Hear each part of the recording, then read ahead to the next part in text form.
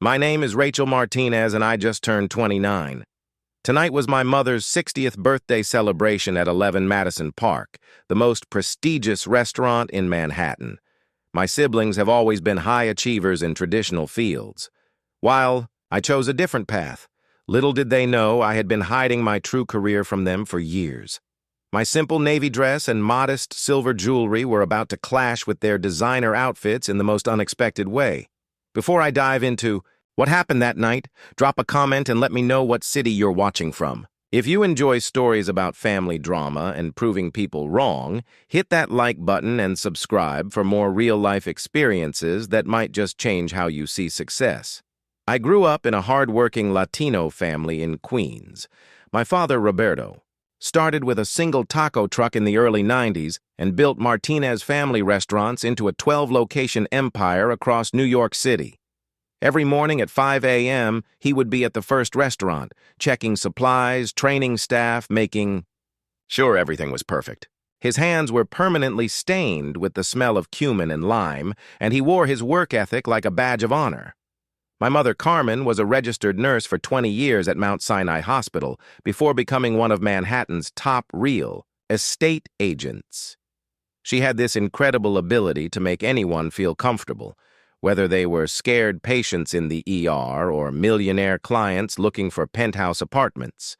Success and education were everything in our household, but not just any success. It had to be the right kind of success.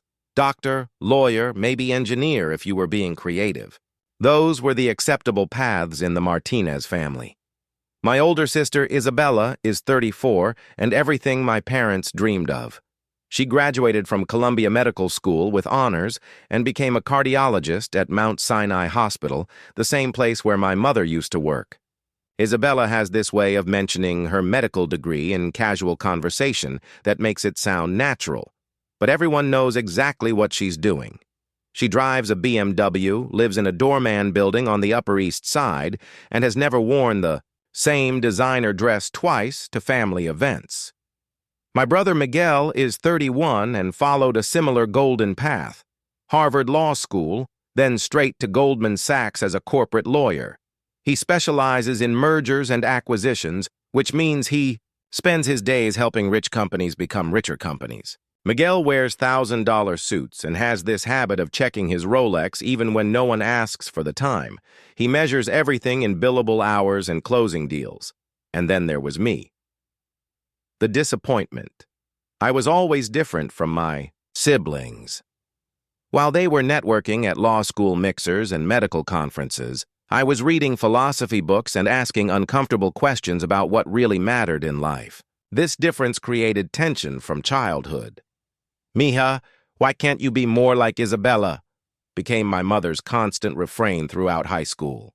"Look at her perfect grades. Look at how she's already planning her pre-med track." Despite my different nature, I initially tried to follow their path. I earned a business degree from NYU, not Ivy League, but respectable enough to avoid complete family shame. After graduation, I accepted a position at McKinsey & Company, settling into the consulting trajectory my parents expected. They were thrilled. Finally, Rachel was getting serious about her future. But 2 years into that job, I was miserable. The work felt meaningless. The corporate politics were soul-crushing, and I couldn't see myself doing PowerPoint presentations about synergistic optimization for the next 40 years. So I quit. That decision marked the beginning of my family's perception of me as the failure. "You had such a promising future," my mother said when I told them, her voice heavy with disappointment. "Now what will we tell people at church? What will we tell the neighbors?" My father, who had once been my greatest supporter when I was little, just looked tired. He didn't say much, but his silence spoke volumes. I could see him calculating how this would affect the family's reputation in our tight-knit Queens community. What my family didn't know, what I deliberately kept from them, was what I did next. While they thought I had taken a part-time position at a veterinary clinic in Brooklyn, cleaning kennels and walking dogs, I was actually pouring my life savings and 18-hour days into founding a technology company called Health Tech Solutions. The company specialized in artificial intelligence for medical diagnostics, creating systems that could analyze cardiac imaging with superhuman accuracy. We were developing technology that could predict heart attacks weeks before traditional methods, potentially saving thousands of lives. But to my family, I was just cleaning dog cages and making barely enough money to pay rent on my tiny studio apartment in Astoria. I still remember our last major family gathering before Mom's birthday dinner. It was Three Kings Day, and we were all at my parents' house in Queens, opening gifts and eating my mother's incredible pastels.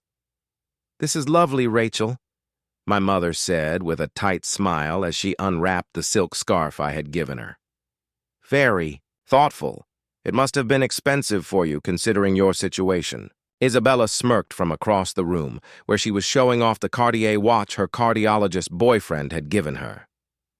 "Must have been a whole month's salary from that animal clinic, right, Rachel?"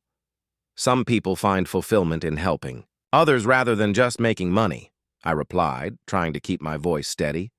Miguel, who was busy posting photos of his new Porsche on Instagram, scoffed without looking up from his phone. "That's what unsuccessful people say to make themselves feel better. There's a word for it in psychology: rationalization." My father just watched this exchange silently, occasionally glancing at his phone as if he had somewhere more important to be. What none of them knew was that Health Tech Solutions had just closed our Series B funding round, valuing the company at over $150 million. We were in discussions with Mount Sinai, Johns Hopkins, and Cleveland Clinic about implementing our AI systems hospital-wide. The modest veterinary clinic job was simply a cover story, a way to maintain some connection to animals, which I genuinely loved, while running my company behind the scenes. I lived in a comfortable but unassuming apartment, drove a reliable Honda Civic, and generally maintained a lifestyle that gave no hint of my actual success. I could have afforded a penthouse in Manhattan, but I chose authenticity over appearances. Why? Did I hide my achievements from my family?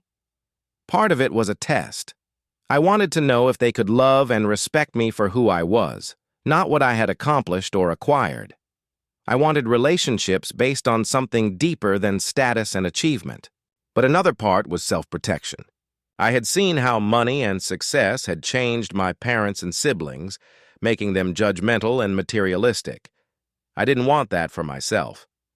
My relationship with my mother was particularly complicated.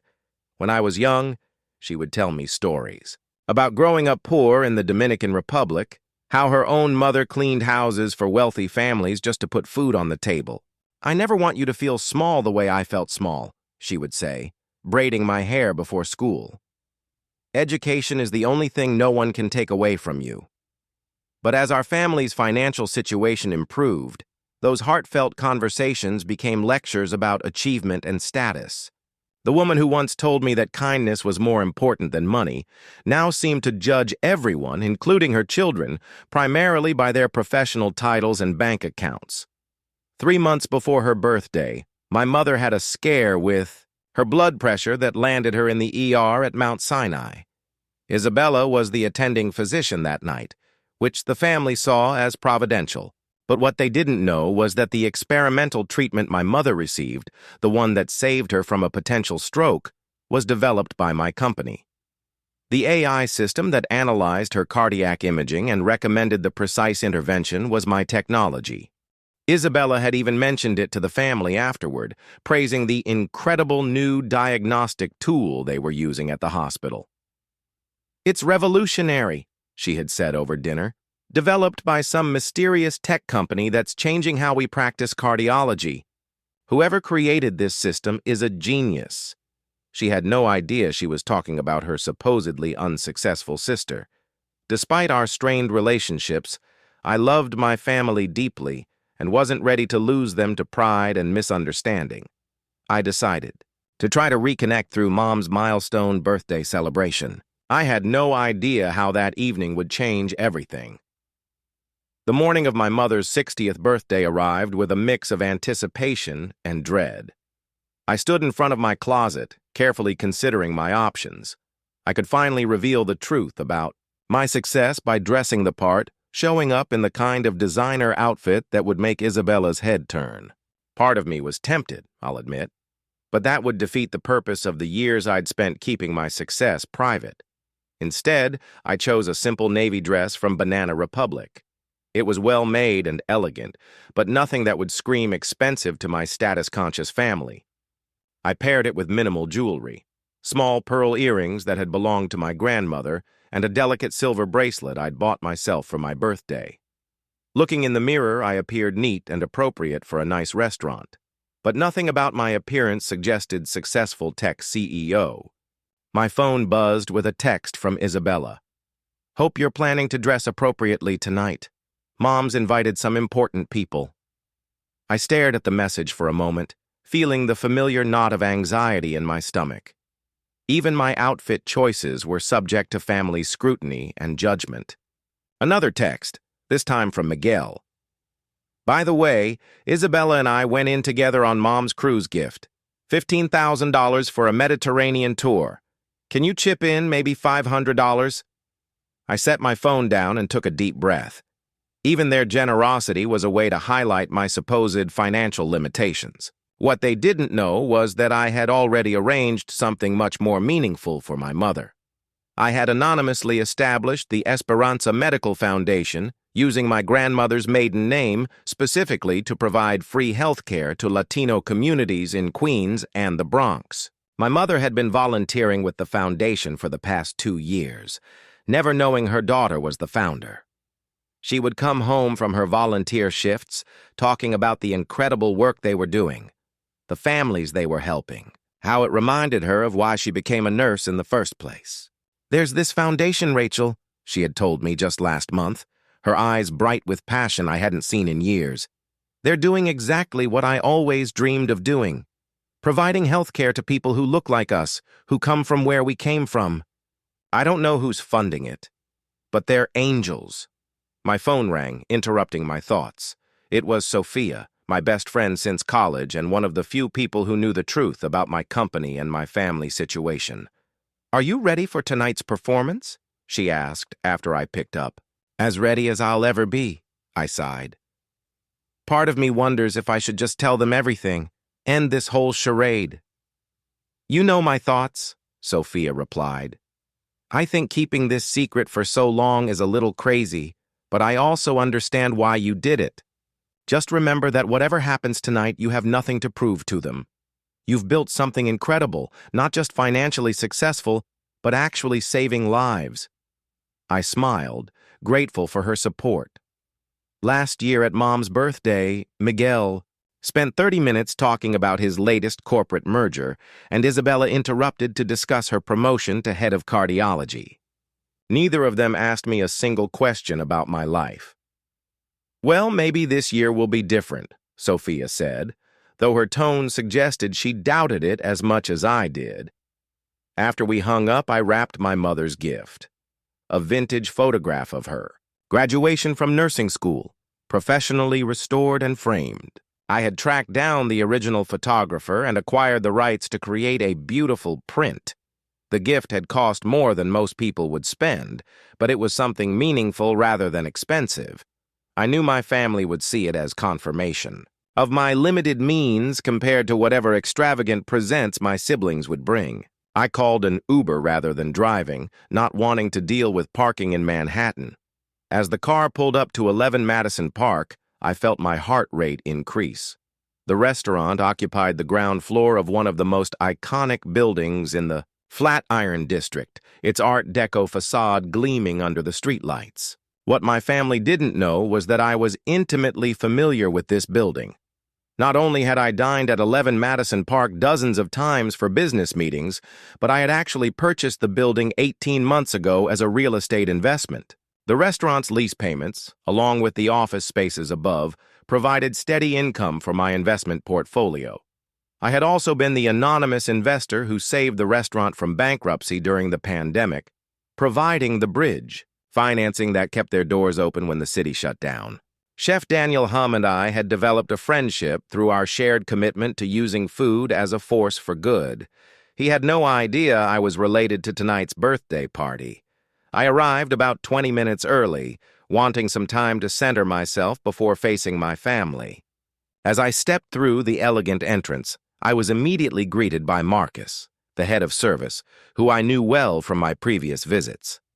"Ms. Martinez," he said with genuine warmth. "Lovely to see you again. I'm here for my mother's birthday dinner tonight. The reservation should be under Martinez." His expression changed slightly, a look of confusion crossing his face. "I didn't realize this was your family celebration. Should I inform Chef Hum that you're here?"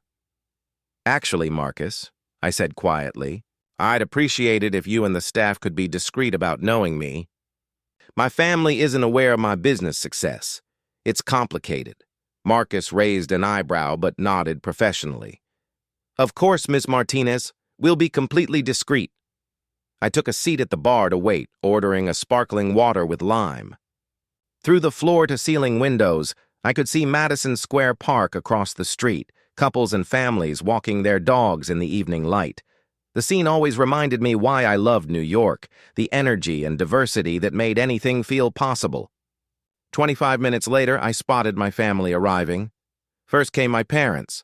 My mother in an obviously expensive gown that probably cost more than most people's monthly rent. My father in a perfectly tailored suit that emphasized his successful restaurateur image.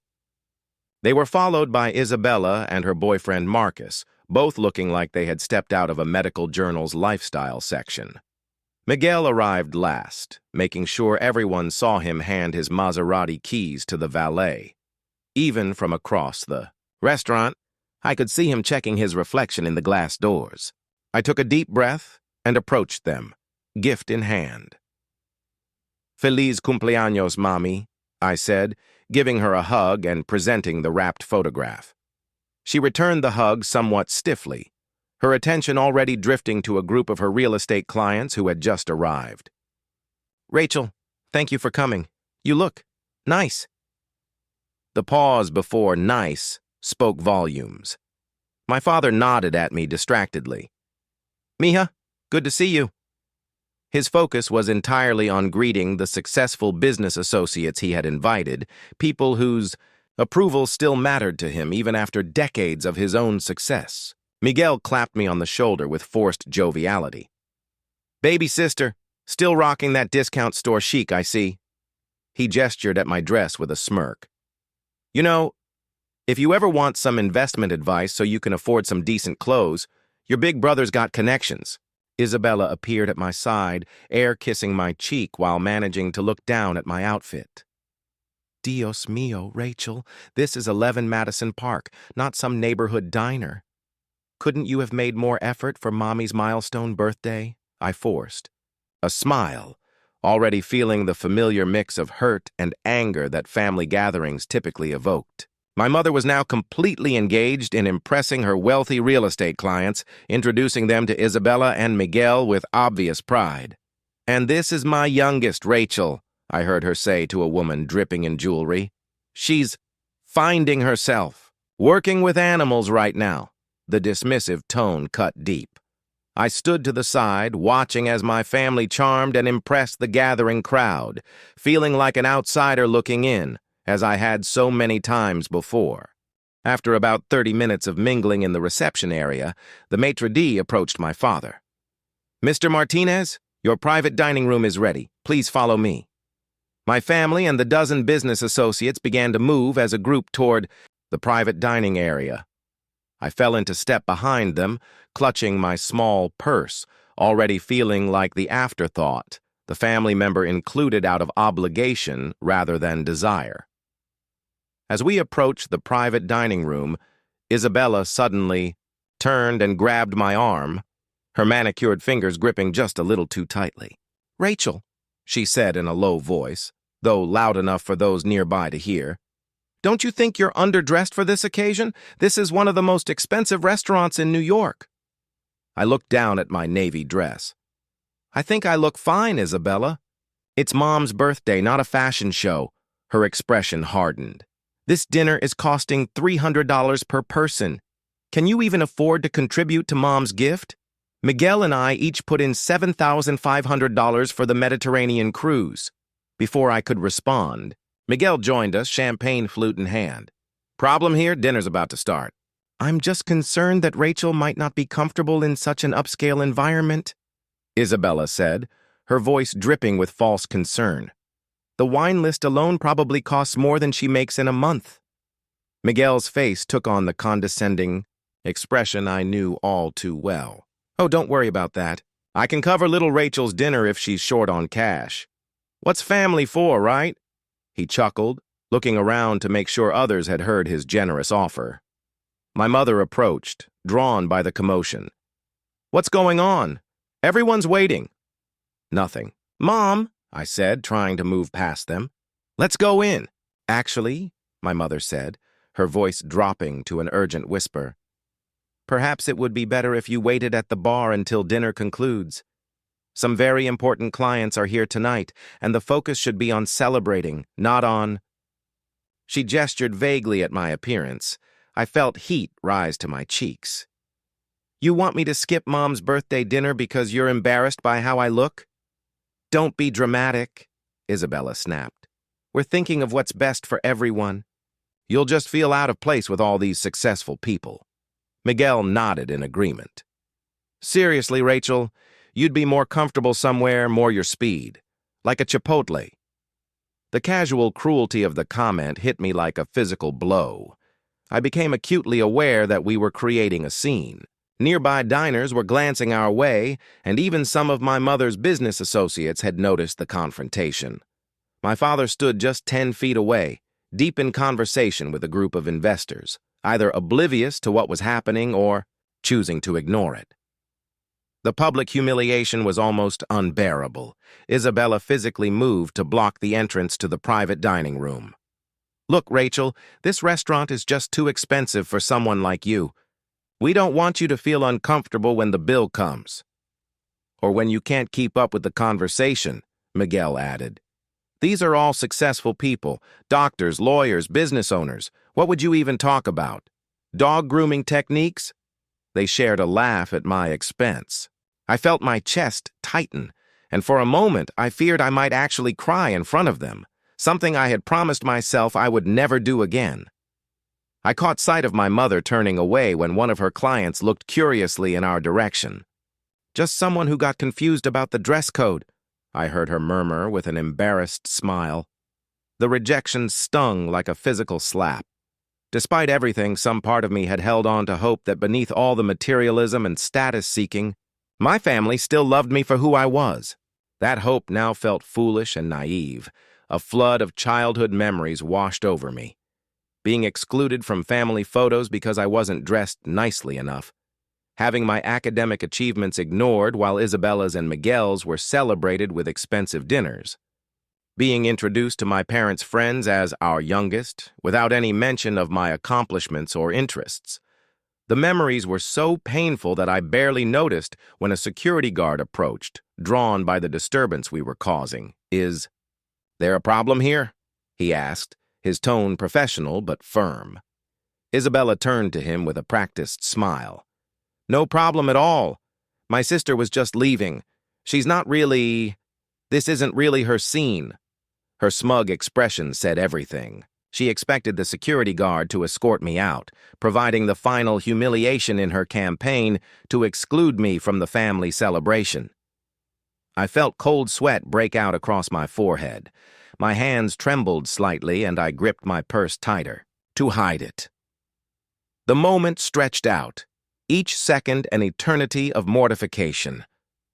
I saw Miguel's satisfied smirk, my mother's averted gaze, and worst of all, my father's continued indifference as he chatted with his friends, his back turned to the unfolding drama involving his youngest daughter. But then something unexpected happened. The security guard looked at me more closely, and his expression suddenly changed from stern to surprised recognition. Ms. Martinez, he said, then with a respectful nod. Lady Boss, I didn't realize you were here tonight. Should I have the staff prepare your usual table? The silence that followed was absolute. I could almost hear the mental gears grinding as my family processed what they had just heard. Lady Boss, usual table? Part 2. Before anyone could respond, the restaurant manager appeared, moving quickly across the floor with a look of genuine concern. "Ms. Martinez," he said, addressing me directly while completely ignoring my stunned family members. "We didn't realize you'd be joining us tonight for a family celebration. Is everything satisfactory?" His tone made it clear that I was not just a valued guest, but someone whose satisfaction was a top priority. The deference in his voice was unmistakable. Isabella's mouth had fallen open, and she was looking between me and the manager with complete confusion. Miguel's smirk had frozen on his face, his champagne glass halfway to his lips, as he tried to process what was happening. The situation escalated further when Chef Daniel Hum himself emerged from the kitchen, still wearing his chef's whites, heading straight for our group with a warm smile. "Rachel," he said, embracing me like an old friend, "what a wonderful surprise to see you here with family tonight. I've been experimenting with that sustainable seafood program you suggested. The results have been incredible for both our menu and our environmental impact." He turned to my bewildered relatives. "Your daughter is remarkable. She's not just one of our most valued partners, but her vision for socially responsible dining has transformed how we think about our role in the community." My mother's face was cycling through expressions of confusion, embarrassment, and rapid recalculation. My father had finally turned from his conversation, drawn by the commotion, and was watching with genuine surprise. "Chef Hum," I said quietly, "I appreciate the kind words, but tonight is about celebrating my mother's birthday." "Of course," he replied, but his enthusiasm was unstoppable.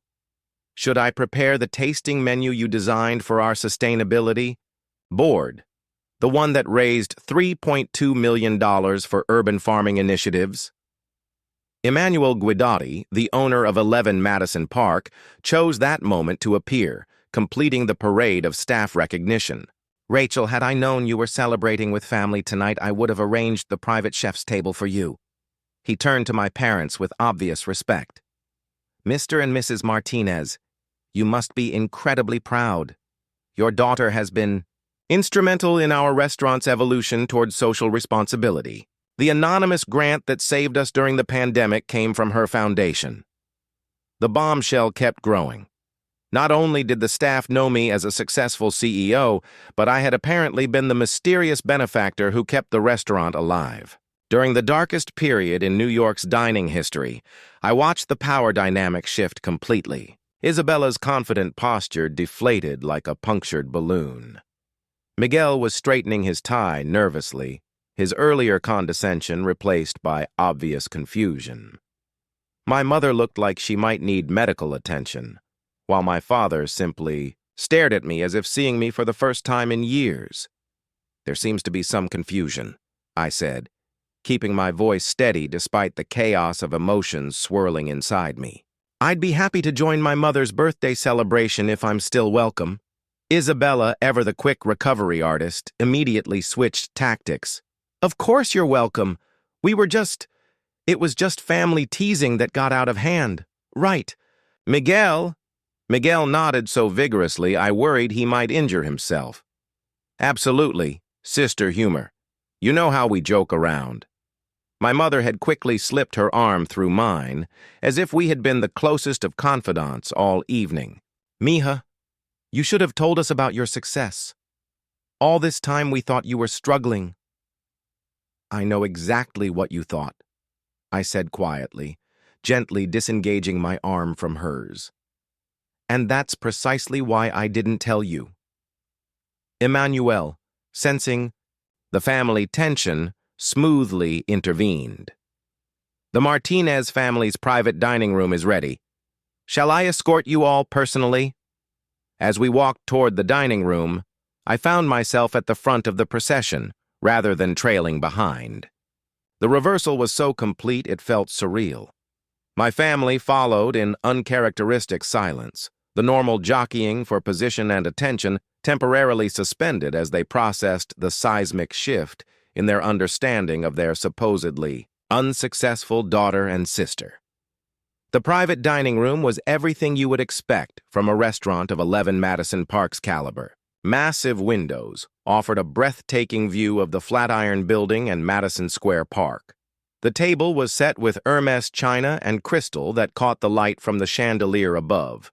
A dedicated server stood ready to attend to our every need. But what struck me most was how the staff treated me, not with the polite deference they showed to wealthy customers, but with the genuine respect reserved for someone who had earned their loyalty through actions rather than just money. As we settled into our seats, I was placed at the position of honor next to my mother rather than at the far end where I would normally have been relegated. The restaurant staff moved around us with practiced elegance, presenting leather-bound menus and describing the evening's specials. "So, Rachel," Isabella said, her voice carrying across the table loud enough for everyone to hear, "tell everyone about your company. I've always been so proud of my successful sister." The irony was thick enough to cut with a knife. Just an hour ago, she had been physically blocking me from entering this very room. "Yes, please do share," Miguel chimed in, his tone completely different from his earlier condescension. "I always knew you were destined for great things. All that secretiveness, so mysterious and strategic." My mother was already spinning an entirely fictional narrative to the woman seated next to her. "I always encouraged Rachel's entrepreneurial spirit. She gets her innovation from me, you know. I could tell from when she was young that she would build something special." The complete fabrication was breathtaking. This was the same woman who had spent years expressing disappointment about my career choices to anyone who would listen. Throughout the appetizer course, I answered questions about health tech solutions politely but briefly. Yes, I had founded it 4 years ago. Yes, our AI systems were being used in major hospitals. No, I hadn't sought publicity for my role because I preferred to let the work speak for itself. As the main course was served, several business associates from nearby tables approached to greet me. One was Dr. Patricia Chen, a venture capitalist who specialized in healthcare technology investments. "Rachel, I didn't expect to see you here tonight," she said warmly. "How's the expansion into European markets progressing?"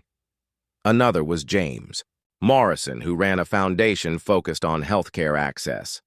The partnership between Health Tech and the Morrison Foundation has been incredible. The diagnostic accuracy improvements in underserved communities have exceeded all our projections.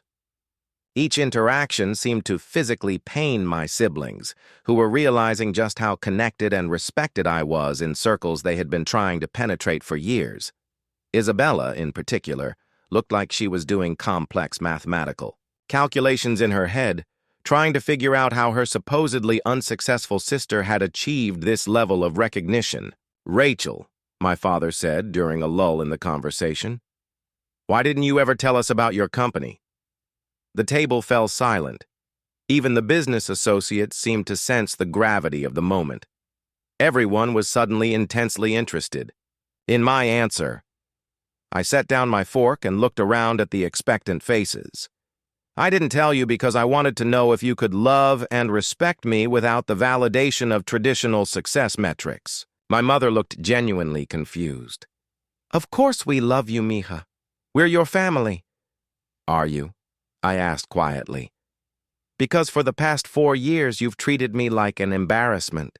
You've excluded me from family photos, made excuses for my presence at gatherings, and tonight you literally tried to ban me from Mom's birthday dinner because I didn't look successful enough." Isabella shifted uncomfortably in her seat.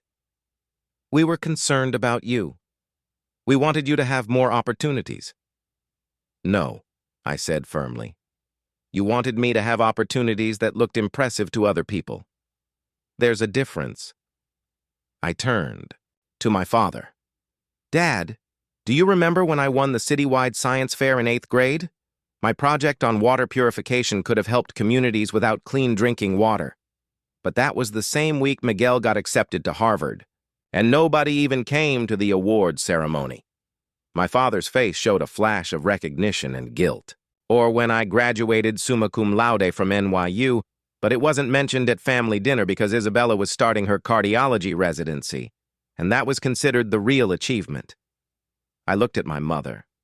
Mom, do you remember telling Mrs. Rodriguez from church that you were worried about me because I was wasting my potential working with animals? That was 3 months ago. My mother's face flushed. I just wanted better for you, mija. Better according to whom? I asked. I was happy. I was building something meaningful. But none of you ever asked about my happiness or my goals. You just assumed that because I wasn't following the traditional path of doctor or lawyer, I must be failing. The uncomfortable silence stretched across the table. I could see my family members processing not just my words, but the implications of their own behavior over the years. But there's more you need to know, I continued. Isabella, remember, the mysterious research grant that funded your cardiac imaging study last year? The one that allowed you to publish in the New England Journal of Medicine? Isabella nodded, her brow furrowed with confusion.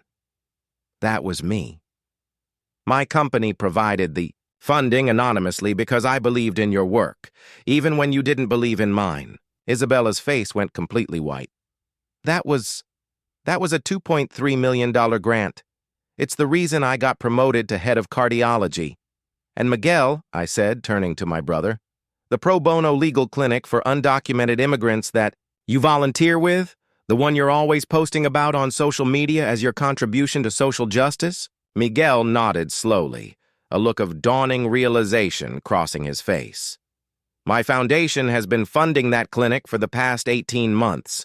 Every lawyer's salary, every legal brief, every case that helps keep families together. That's been possible because of money I've provided. Miguel looked like he might be sick. The clinic has helped over 200 families stay together. I thought it was funded by some anonymous donor who believed in immigrant rights. It was, I said simply. That donor was me. I turned to my parents, saving the biggest revelation for last. Mom, you've been volunteering with the Esperanza Medical Foundation for 2 years. You come home every week talking about the incredible work they do, providing free health care to Latino communities. My mother nodded, her eyes bright with the passion she always showed when discussing the foundation's work. I founded that foundation. I named it after Abuela Esperanza, using her maiden name so you wouldn't make the connection. Every free clinic, every medical mission, every family that receives care they couldn't otherwise afford, that's been possible because I made it possible. The revelation hit my mother like a physical blow. Tears began streaming down her face as she processed what I was telling her. Dios mío, she whispered. The foundation has treated over 5,000 patients, children with asthma, elderly people with diabetes, pregnant women who couldn't afford prenatal care. You've been saving lives in our community. While you were ashamed of me for working with animals, I added gently. The weight of the revelation settled over the table. My family was beginning to understand not just that I was successful, but that I had been using that success to secretly support the very causes and people they claimed to care about. I don't understand, Isabella said, her voice small. If you were doing all this, why hide it? Why let us think you were struggling? I looked at each of them in turn. Because I wanted to know if you could love me for who I am, not what I've achieved. I wanted to know if our family relationships were based on something deeper than status and accomplishments. And? My father asked quietly. Tonight answered that question, I said. You were willing to exclude me from Mom's birthday dinner because I didn't look successful enough. You were embarrassed by my presence around your business associates. You treated me like a charity case who needed your financial help. The silence that followed was deafening. I could see the shame and realization dawning on their faces. But here's what hurts most, I continued. I've been living a double life for 4 years, not because I was ashamed of my success, but because I was afraid of losing whatever authentic connection we had left. I was afraid that if you knew about my money and status, you'd only value me for those things, just like you do with everyone else. My mother was crying openly now. Mija, I'm so sorry. I never meant to make you feel that way. But you did, I said, not unkindly. All of you did. And tonight, proved that my fears were justified. The moment you found out I was successful, suddenly I was welcome. Suddenly I was someone worth including. Chef Hum approached our table, sensing a natural break in the intense conversation. Is everything satisfactory? Can I prepare anything special for the birthday celebration? Actually, I said, standing up, I think we need some air. Could we use the private terrace for a few minutes? Of course, Ms. Martinez. Right this way. As we walked to the terrace, I noticed how my family's body language had completely changed. They moved around me with a new kind of respect, but also with uncertainty. The power dynamics that had governed our relationships for years had been completely disrupted. The terrace offered a stunning view of the Manhattan skyline. The lights of the city spread out below us, a reminder of the millions of people living their own complex family dramas in the building stretching to the horizon. I want to share something with all of you, I said, leaning against the railing. The night I decided to start my company, I was sitting in my tiny apartment after quitting McKinsey. I was scared, broke, and completely uncertain about the future. Looked at my parents. I called Mom hoping for encouragement, maybe some advice. Do you remember what you said? My mother shook her head, tears still flowing. You said, Rachel, you're being selfish and irresponsible. You're throwing away your future for some fantasy. When are you going to grow up and accept reality? The words hung in the air like an accusation. That night I made a decision. I would prove to myself and to you that I could build something meaningful, something that would make a real difference in the world, but I would do it quietly, without fanfare, without needing your approval or validation. I turned to Isabella. Do you know what it's like to save lives every day and have your own sister treat you like a failure? To develop technology that helps doctors make better diagnoses, including doctors in your own hospital, while being told you're wasting your potential. Isabella couldn't meet my eyes. And Miguel, do you know what it's like to fund legal aid for immigrant families, to help keep communities together, while your own brother mocks you for not being successful enough? Miguel looked down at his expensive shoes. I've spent 4 years building something I'm genuinely proud of, not because of the money it's generated, but because of the lives it's touched. I've employed over 200 people, many of them from communities like ours. I've helped thousands of patients receive better medical care. I've supported causes that align with the values Mom and Dad taught us when we were young. I paused, looking at each of them. But none of that mattered to any of you because it didn't fit your definition of success. Because I wasn't wearing designer clothes or driving expensive cars, you assumed I was failing. My father stepped forward. Rachel, we were wrong. Completely wrong. I'm ashamed of how we've treated you. I appreciate that, Dad, but I need you to understand something. This isn't just about tonight. This is about 4 years of feeling like I had to choose between being authentic and being accepted by my own family. The conversation continued for another hour on that terrace, with more honesty than our family had shared in years. There were tears, apologies, and moments of genuine recognition. But there was also defensiveness, justification, and the kind of ingrained patterns that don't change overnight. Isabella eventually admitted that she had been jealous of my apparent contentment, even when she thought I was struggling financially. I work 80-hour weeks at a job that's killing me slowly, she confessed. But I couldn't admit that because it would mean acknowledging that success isn't just about titles and salaries. Miguel revealed that he had been considering leaving corporate law to do more meaningful work, but was afraid of disappointing the family. I've been trapped by the same expectations that trapped you, he said, but I was too cowardly to break, free like you did. My mother's revelation was the most heartbreaking. Working with the Esperanza Foundation has been the most fulfilling thing I've done since leaving nursing, she said. It reminded me why I wanted to help people in the first place, and to know that you made it possible, that you've been supporting my passion without me even knowing. She couldn't finish the sentence. When we returned to the dining room, the birthday cake was waiting. As we sang Las Mañanitas to my mother, I saw something different in their faces. Not just the recognition of my success, but the beginning of a deeper understanding of who I was and what I valued. The remainder of the evening was subdued but genuine. My family's business associates treated me with obvious respect, but I found myself less interested in their recognition than in the smaller moments of connection with my parents and siblings. As the evening wound down, I made a decision that surprised even me. "I'd like to invite all of you to visit Health Tech Solutions next week," I said. "Not for a tour or a presentation, but so you can see what actually matters to me. So you can understand what I've been building while you thought I was just cleaning kennels." To my surprise, they all accepted. The company visit the following week was transformative for everyone involved. My family saw me in my element, leading a team of brilliant engineers, doctors, and social workers who were united by a mission to make healthcare more accessible and effective. They watched as I facilitated a meeting between our AI development team and cardiac surgeons from Mount Sinai, including several of Isabella's colleagues. They saw the respect and admiration in the eyes of people who had worked with me for years. They toured our research labs where the technology that had helped save my mother's life was being refined and improved.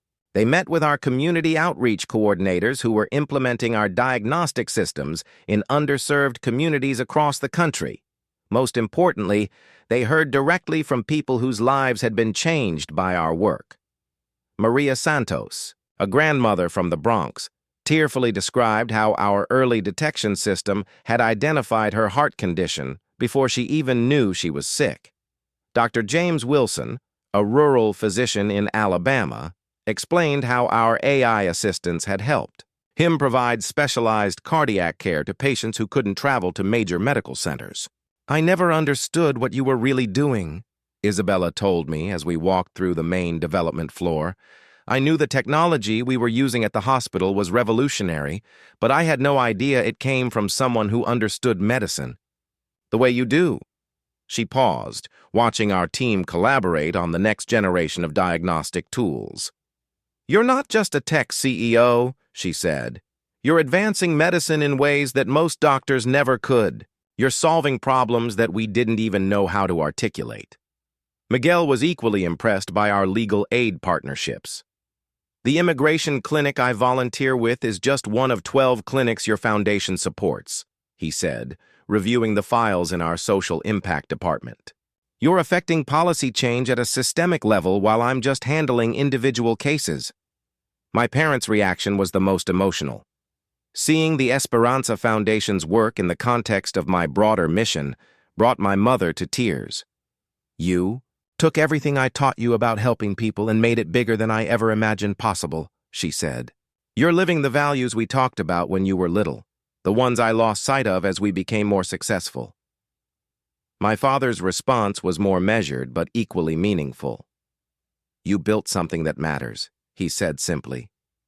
"That's what I always wanted for my children, but I got distracted by the symbols of success instead of the substance." 6 months later, the changes in our family dynamics were remarkable. The transformation wasn't instant or magical, but it was real and ongoing. My father started a mentorship program for young Latino entrepreneurs, leveraging his business experience to help others navigate the challenges he had faced. "I want to help young people build something meaningful," he told me over lunch one day. "Not just profitable, but meaningful." My mother became the official spokesperson for the Esperanza Foundation, using her natural charisma and community connections to expand our reach. She also returned to nursing part-time, working at one of our free clinics. "I forgot how much I loved taking care of people," she said. "Money and status never gave me the satisfaction that this work does."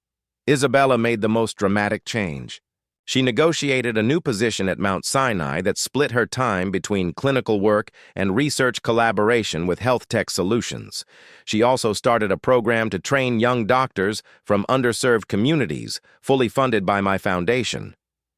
"I realized I had become the kind of doctor I used to criticize," she told me. focused on prestige and salary instead of patient care. Working with your team reminded me why I went into medicine. Miguel's transformation was slower but equally significant.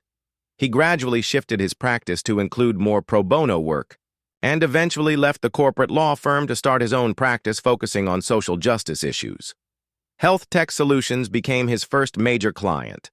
I was trapped in golden handcuffs, he admitted, making lots of money doing work that didn't align with my values. Watching you succeed on your own terms gave me the courage to make changes. As for me, the experience changed my relationship with success itself. I stopped hiding my achievements, but I also stopped needing external validation for my choices.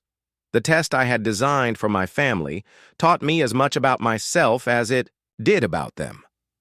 I learned that authenticity isn't about keeping secrets or avoiding recognition. It's about staying true to your values regardless of how others perceive you. It's about building something meaningful and letting that meaning speak for itself. Our family dinners became genuinely enjoyable for the first time in years. We still had disagreements and misunderstandings, but they were based on genuine differences of opinion rather than assumptions and judgments. We could challenge each other's ideas without questioning each other's worth. The night that started, with my family trying to exclude me from a birthday dinner, became the beginning of a new chapter in all our lives. It forced us to confront uncomfortable truths about our values, our relationships, and our definitions of success. I often think about what would have happened if I had revealed my success earlier, or if I had never revealed it at all. But I believe the timing was exactly right. My family needed to face the consequences of their values and behavior before they could truly change. The profound lesson I took from this experience is that genuine success isn't measured by external validation or material achievement. It's found in living according to your deepest values, in creating positive impact, and in maintaining authentic relationships with the people who matter most. True worth isn't determined by the size of your bank account or the prestige of your title. It's reflected in how you treat others, how you contribute to your community, and whether you can look at yourself in the mirror with pride and integrity. My family's journey from rejection to acceptance to genuine understanding taught me that people can change, even after decades of entrenched patterns. But change requires courage, honesty, and a willingness to examine our deepest assumptions about what matters in life. If you've ever felt judged by family members who don't understand your path, if you've ever had to choose between authenticity and acceptance, or if you've ever wondered whether your relationships would survive if people knew the real you, know that you're not alone. Success comes in many forms, and the most meaningful success often looks different from what society expects. Stay true to your values, build something that matters to you, and surround yourself with people who can see your worth beyond superficial measures. The people who truly belong in your life will love and respect you for who you are, not what you've achieved. And sometimes, if you're patient and willing to have difficult conversations, the people who matter most will surprise you with their capacity for growth and change. What started as a test of my family's love became a catalyst for all of us to become better versions of ourselves. And that, more than any business success or financial achievement, is what I'm most proud of.